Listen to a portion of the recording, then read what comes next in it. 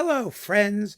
This is Dave Hurwitz, executive editor at ClassicsToday.com, here with Criticism Masterclass. We haven't done one of these in a while, and I am going to get to them. I'm getting through them gradually because I think, every so often it's fun to pull one out instead of just having a huge clump of them. Eventually, there will be a huge clump of them, but we have time. So this is a review that was sent by a reader about, it's Eduard von Beinum. Well, that's always exciting, isn't it? And the Concertgebouw Orchestra on Scribendum. I was a little taken aback because it turns out that the review is of the Brahms Third Symphony alone. And it looks like it's going to be the box, all of it. So first point of order, please identify clearly what you're going to be reviewing.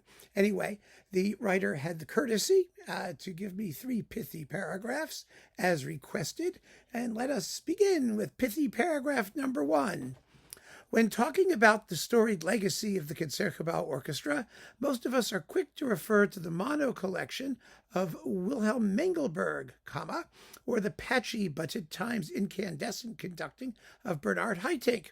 However, for what it's worth, the best Brahms cycle out of Amsterdam remains, by a distance, the one by legendary conductor Eduard von Beinum. Okay, so far so good. Get rid of the word legendary. One of the keystones of good writing is to avoid cliches or use them very knowingly, to make a point. So, and legendary, it doesn't tell us anything, right? Just Eduard von Beinum, that's all you have to say. The one by Eduard von Beinum. In fact, some would argue that this Brahms cycle is one of the handful of most consistently amazing ones. Not amazing. That's not the word you want. We're not talking about a circus act. Satisfying, something like that. Satisfying ones, complete, wonderful. You could say, wonderful. You could say wonderful. Nah, don't even say that. Just one of the most consistently satisfying ones, or one of the most consistently excellent ones. Something like that. You want to talk about quality, not other things there. Therefore, it comes as no surprise that von Beinum delivers an absolutely smashing performance of Brahms' shortest and least played symphony, the Third. Capital T on third, please. Okay, smashing is all right. Then you can have some enthusiasm there. But you want to avoid adjectivitis, where you have, at least in writing, when you're talking, you can glom them on because it's informal. But in formal writing, you have to be careful not to gild the lily too much too early. So I think smashing is the big adjective word there in the first paragraph. And it's fine to have one instead of having smashing and amazing and, that sort of thing. So, paragraph 2, right off the bat, you're in great shape with this recording. No, we don't say that. We don't say that. Right off the bat, you get the feeling that this is going to be a successful performance. You get the feeling that von Beinum knows exactly what he's doing, but knowing that we're going to be in great shape is a little bit too locker room, don't you think? The orchestral swell that begins the symphony receives a valedictory rush of energy that is sustained through to the end of the first theme. No, definitely. I want to say there are issues here with punctuation and capitalization throughout the review, which I obviously am not going to go into just reading it, but I just want to point out to the very kind person who sent it in. Be careful about those things. Von Beinum, yes, it's a lowercase v if you write Eduard von Beinum, but if it begins a sentence, it's a capital V, and I would just call him Beinum, just like we call Carrion. You can leave out the van. It doesn't have to be there. Anyway, but a bigger problem. The orchestral swell that begins the symphony receives a valedictory rush of energy. What on earth is a valedictory rush of energy? Valedictory is the wrong word, really wrong word. That's a oxymoron. Like hot cold or cold heat, or you can't have a valedictory rush of energy. It doesn't exist. Again, too many adjectives. Just say the orchestral swell that begins the symphony receives a rush of energy that is sustained through to the end of the first theme. Or You can keep it sort of in, avoid some passive voice. It receives a rush of energy sustained through to the end of the first theme. And then you get rid of one of those passive voice constructions that sort of clogs up the syntax here and there. Not just for this writer, but in English language generally, when people try and write formally, they generally turn to passive voice constructions. And it's always better to try and keep things as active as possible, while still having that accuracy that's typical of formal writing. Anyway, von Beinum ignores Brahms' piano marking at the introduction of the second theme, and I suspect he is right to do so. That's not really true. It's not really true. You can say it's not as quiet as Brahms' piano marking would seem to indicate, something like that. But it's obviously quieter than the beginning. I mean, he's not playing it fortissimo. He's not doing something deliberately contrary to what the music requires. I mean, I know the performance, and I can tell you right away that it's lovely, and it could be because of the mono recording. It's closely mic'd, but it's not an unpiano performance of that particular motive. So be careful there. You write, other fine recordings, like Scholte's with Chicago and Abad's with Berlin, take Brahms' readings literally, but I prefer a clear statement of the second theme with the woodwinds, also a Klemperer specialty. All right, that needs to be cleaned up. But I think the point you need to make there is that you could just say, I prefer a bolder statement of this second theme within the context of Brahms' dynamics, because that's what's really happening there. So I keep that in mind. You can take out the Klemperer specialty. I mean, we all say that. I say it all the time. Oh, the woodwinds, the forward woodwinds. You don't have to go there. Throughout the piece, von Beinum's handling of dynamic range feels natural, but most definitely not lackadaisical. Also, not good wording there. It's natural, but not lackadaisical. Lackadaisical means careless. Just say it feels natural. Period. Leave it with a compliment. You don't have to modify or qualify every statement. And if the handling of dynamic range feels natural, then you don't want to say he's ignoring Brahms's dynamics in the previous sentence. You just want to say it's natural, and that's good. And you can say, for example, the end of the first movement gives due respect to the piano markings. Take that sentence out. You just say it feels natural, end of second paragraph, and you're in business. You don't need to have yet another example that's sort of tagged on there when you've just been making the point about dynamics. If you make the overall observation you have about the dynamics of the performance correctly, then you're going to have a very, very nice paragraph that will end with the idea of naturalness. And that will be a complete and well-documented thought. Focus on that. Finally, the last pithy paragraph. The rest of the symphony is just as fabulously played and conducted. No, again, fabulous. These are sort of filler words. They're gratuitous.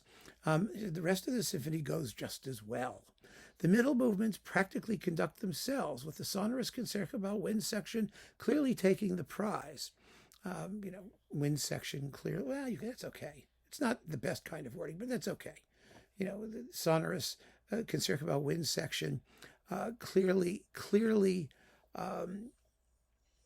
doing themselves proud. Something like that, I think, would be a little bit better.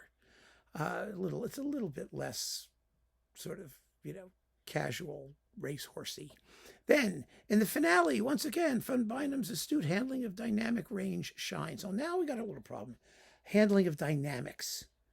That's where you have to go. I mean, the handling of dynamic range. Dynamic range is more or less a technical term that involves the engineering of the recording, not so much the performance itself. You can say he plays the piece with a very wide dynamic range, and that's fine. But I would be careful mentioning it frequently or more than once, and you already have. So in this case, we just say his astute handling of dynamics shines. The sullen, metallic-sounding Concertgebouw brass. No, not sullen. Sullen is a emotional depiction of an unhappy person, someone who's miserable. So you don't want sullen. You could say dark. You can say muted at the opening of the movement, for example, but it doesn't fit with metallic sounding. So I would just say the dark Concertgebouw brass start out the brass. Well, yeah, I know all the collective nouns and whatnot. I don't know. I would make it singular, but that's American usage. Start loud and keeps growing louder as the movement progresses without ever once breaching Van Beinum's regal control. Oh, no. That's not a good sentence at all. You just say the dark Concertgebouw brass become more menacing as the movement proceeds without ever exceeding Van Beinum's I wouldn't say that. Just say it gets more menacing as the music proceeds. You don't have to talk about Van Beinum's control. And regal, again, is the wrong word there. You don't have regal control of anything. And you don't want it to sound inhibited. So you could say that finely graded is one way to say it. In keeping with Van Beinum's finely graded conception, something like that, you could say. But, don't breach the regal control. It's not something you would ever walk up to somebody in a natural situation and say to them, good morning, don't breach the regal control. No. So that's not good language. So then, taken as a whole, it is difficult to point to conductor fingerprints anywhere in this recording.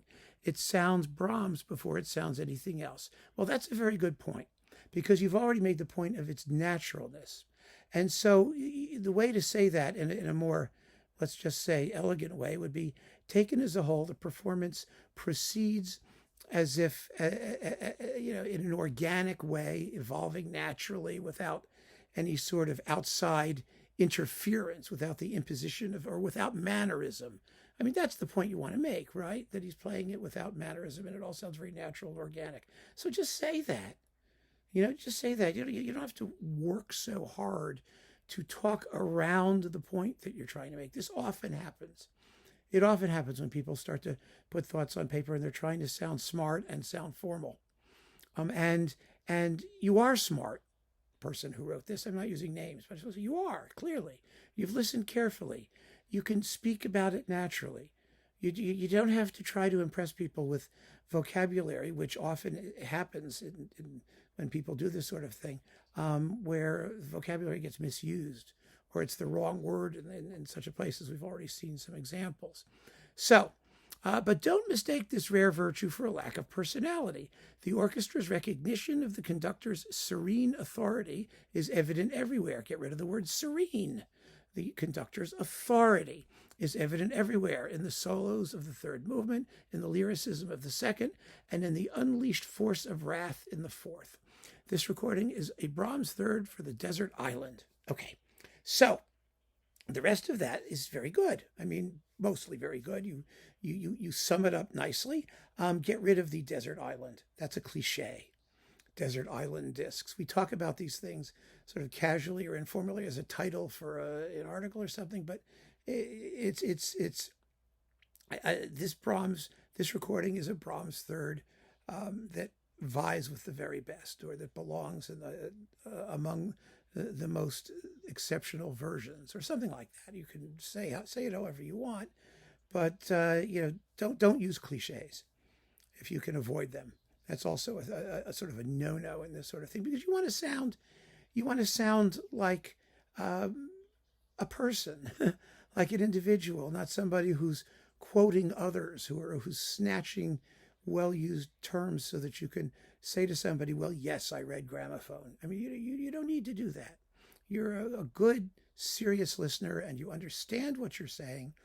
And I thank you for sending in this review, and I thank you for letting me give it some hopefully constructive criticism.